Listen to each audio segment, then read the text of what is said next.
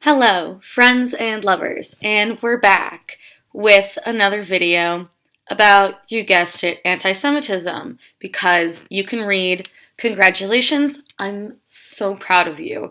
I can't believe that we've made it to this milestone in your life. Why don't we go out for dinner? Let's just celebrate this moment. So I am like a little tired of making videos about anti-Semitism. I do think it's a little boring. But I also realize that it is important and that there's not many other people other than myself making these types of videos. And also that they're my most clicked on videos and a bitch is trying to build an audience. I guess it's just anti-Semitism and book reviews from here on out. The reason I want to make this video is because I think it's important to talk about why people don't seem to be especially bothered with anti-Semitism. We saw this with the Tree of Life shooting, which, if you don't know, happened 10 minutes away from where I live a few months ago. And pretty much within a week after the shooting, it was like it never happened. It was like everyone completely forgot about the Tree of Life shooting and no one gave a shit. Even now, if I hear someone else talk about it, I'm like, there was a what now? And it was something that deeply upset me and my community. So, yeah. I think the main reason that we try not to care about anti-Semitism, or that society at large doesn't want to care about anti-Semitism, is because we want to think that it is a thing of the past. Obviously, there has not been a mass genocide of the Jewish people since the 1940s, Baruch Hashem, and there's also, more protections in place nowadays against anti-Semitism, which is good. And we care a lot more for different marginalized groups of people, which is good and very, very important. After the 1940s, Jews in the United States especially, which is what I can speak the most on because that's what I know, because I am unfortunately an American, the Jews were able to sort of really move up in society because a lot of the Jews that had been living here were now second-generation immigrants, and were able to sort of grow in society. And then, the 50s came and the economy was amazing in the 1950s.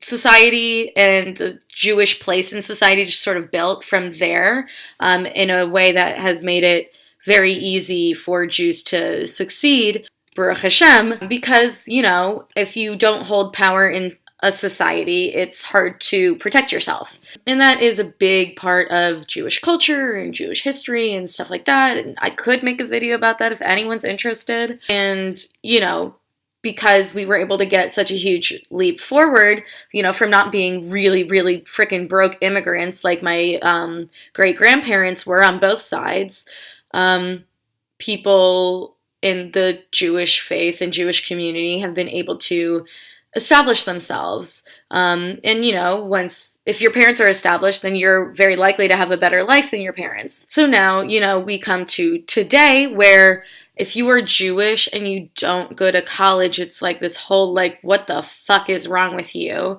And many Jews are in very high paid positions in society. And, we're so lucky because we've sort of moved up in society to where the white man is. It's seen as not a problem that we're seen as almost the same thing as white people in society. But of course this is not the case. And also it doesn't help our case that the vast majority of American Jews are pasty AF. This is not the case in many other places of the world. There are Black Jews, which people love to forget about for some reason. But Black Jews exist, and there's a buttload of Ethiopian Jews. I think that's probably the biggest population of Jewish Black people that I could identify. I'm not an expert on Ethiopian Jews, so I'm not gonna talk about them much more because I don't want to say things that aren't true, or, There's also, Middle Eastern Jews, which are not white. They're Middle Eastern, same as Palestinians are Middle Eastern. And also, just, like a little salt to the wound. This is into my mic. Jesus was Middle Eastern. So yeah, that's the tea. And so people, I think, don't care about anti-Semitism because of these compounded things of we look white, we're high up in society at this point because we got lucky breaks for sure. And then also, we have our own homeland of Israel, but, they can't say, go back to where you belong, because no one wants us there either, because they want it to belong to the Palestinians, because it's so much nicer to know that Jews are displaced. And also, people want to think of anti-Semitism as something that happened in the past and isn't going to happen again. It happens almost every single day, so this is just sort of like a pretty big misconception, in my opinion. And it's also, it makes us all uncomfortable to say that a group of people are marginalized that are thought to be well off, and also look like the typical oppressor. And so I think that those are the reasons why people don't care about anti-Semitism, and also because it's easy not to care about anti-Semitism, because it's not like the biggest problem in the world. I would go so far as to say it's not the biggest problem in the world to you if you don't belong to that population of people. I personally would say that anti-Semitism is a really big deal in my life because I am a Jew, and so that does concern my safety.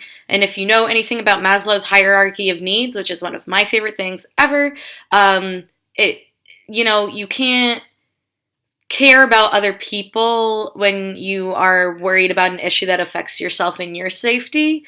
I could go in more into Jewish charity and Tikkun Olam and why that's a big thing in the Jewish culture, but self-preservation still plays a factor, and so anti-Semitism is a big issue for Jewish people, but not so much for other groups of people because it doesn't directly affect them, or they don't see anti-Semitism as like the highest priority in terms of ending or combating oppression.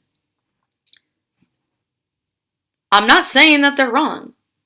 I think it makes a lot of sense to care about issues such as police brutality and, voting fraud and incarceration. These are things that I care about a lot too. I just keep coming back to anti-Semitism in my videos because it's so easy to talk about since I know so much about it and live life as a Jewish person. Is anti-Semitism still like a real, actual problem? Yes, absolutely. I think we need to care about it. Do I think that if I were going to stratify all of these important socio-political issues in the world, would I put anti-Semitism first? Depends on how I'm feeling that day. If I feel scared or selfish, I probably would put it in the top 3. But in a more global perspective, I'd probably put it, towards the bottom end of the top 10. With probably a number 1 issue being food justice. But that's also one of my biggest passions is food justice. So, we all care about different things, and I think that that is good and important. I do also think that we should all care about anti-Semitism because we should care about groups of people that are being harmed for just being. Just some thoughts on that.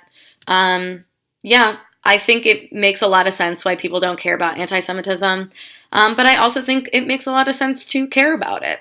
So, I mean, I hope you got something interesting out of this video. I mean, I really was just sort of sitting in front of the camera and talking because I had makeup on my face. And I do hope that, in its small way, that these videos help improve the world by spreading a little bit of knowledge. It does make me feel a little gross and sad on the inside because I know it's not doing that much. But I also like doing YouTube. This is what it'll have to be for now. Thank you all for watching, especially if you made it this far in the video. If you made it this far in the video, comment Tu B'Shvat or something. I don't know, because it's almost Tu B'Shvat, which is like a holiday celebrating the trees.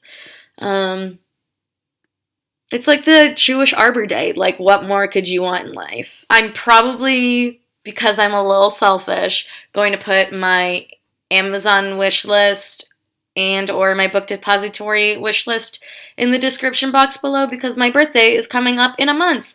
It's currently January 14th when I'm filming this. I will be turning 22 on February 14th, Valentine's Day. I am not looking forward to being old. I don't know, if you want to wish me a happy birthday in that way, you can go right ahead. Also, please follow me on Twitter, Instagram, even my Tumblr is kind of fun because I post avant-garde memes and interesting, like, facts and news stories on my Tumblr. But my Twitter is probably my favorite method, and I am also hoping to do a video answering your questions about being queer, maybe even a queer sex ed video. So let me know what questions you have in the comments, or follow me on Twitter and you can DM me, at me, whatever. But in the meantime, thank you so much. Continue being your special selves. I do want to thank you for watching. I will see you next time. Oh, Mamma Mia, here I go again. Why, how could I resist you? Mamma Mia, does it show?